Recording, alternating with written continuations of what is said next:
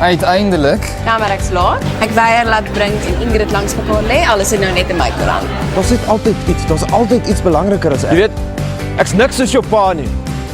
Niks het verander nie. Londen, Polen, betaal studies af, kry plek in die Kaap, word uitgegewe, word beste uitgegewe. Maar goed, baie dankie. Wie Derks? Wat is jou naam? Mardaleen.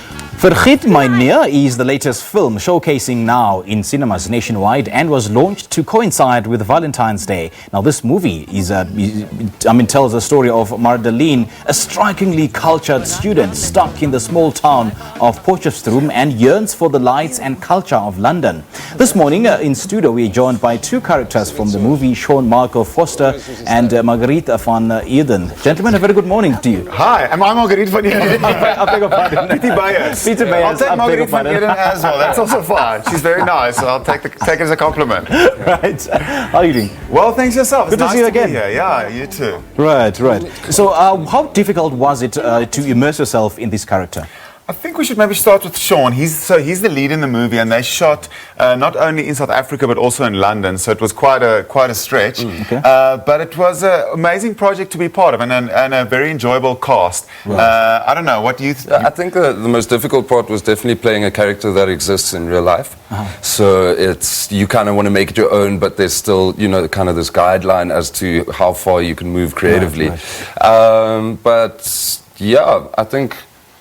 Well, you had to do like a whole. He was training in the gym. I was complimenting him on his physique and everything. So there was quite a bit of preparation. Okay. But let's talk about your character. Okay. Yeah. So on script, my character is his cousin. So my character is a guy called Dieter Derks, and on script he was quite like. I don't want to say moody, but he was quite serious, and I wanted to lighten him up a bit. So just to make him more relatable, more human, so that people can connect with him. So yeah, it was. I mean, it's based on a true story, isn't it? So what lessons have you learned from them? Well, maybe I can say that, if you don't mind me saying, just something off the top of my head, is that I think one of the central themes is that love transcends borders, in whatever way you want to see that. Sure. Even like physical borders as well. I mean, this is a couple that fall in love, and whether you're in South Africa or somewhere else or whatever, at the end of the day, if the feeling's there, if the connection is there, the rest can be overcome. Yeah. I think more importantly, it's about it's about stepping into love and not necessarily just falling into it. It's a decision, and it's not always that easy. Because life gets in the way, and I think it's ultimately about two people that choose each other and really want to make it work. Right. So Sean, when you got the brief and got the script and you looked at it, just what is it that came to your mind when tasked with the role of immersing yourself in this character? Well, I like the fact that he walks barefoot all the time. I could relate to that, the Afrikaans in me. But I immediately started wondering, like, how can I make this like Namibian character my own? And like, am I going to do an accent? Am I not going to do one? And I think being this close to a character, especially someone that exists in real life, you learn a lot of things and you take a lot of things home. Yeah. Yeah. The actual, just to add to what Sean was saying. The characters that it was based on, they were actually at the movie premiere. So it's quite interesting. Like, you're playing someone that's sitting right there, a real life person. Sure. So there's obviously a bit of pressure that comes with that. But I think Sean did an amazing job. Guys, after the movie was released, it has now reached the 1 million rand mark. I mean, what does this tell you about the quality of this movie? It means that the people at Film Factory know what they're doing. Yes. Right.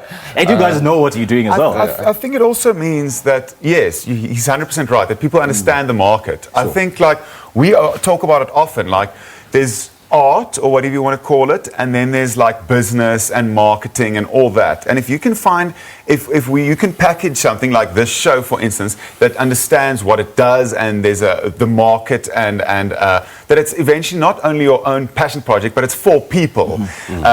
If you can marry those things, then I think it's more. But it's commercial. not over. We still need support. So I mean, if you're not doing anything this weekend, go and watch Vergeet My Neer. Vergeet My Neer. It's obviously subtitled, so whether you're Afrikaans, English, Ukuluma isiZulu, Ziyafana. So it's basically anyone can, I think, hopefully watch it and enjoy it and maybe relate to it. Sure.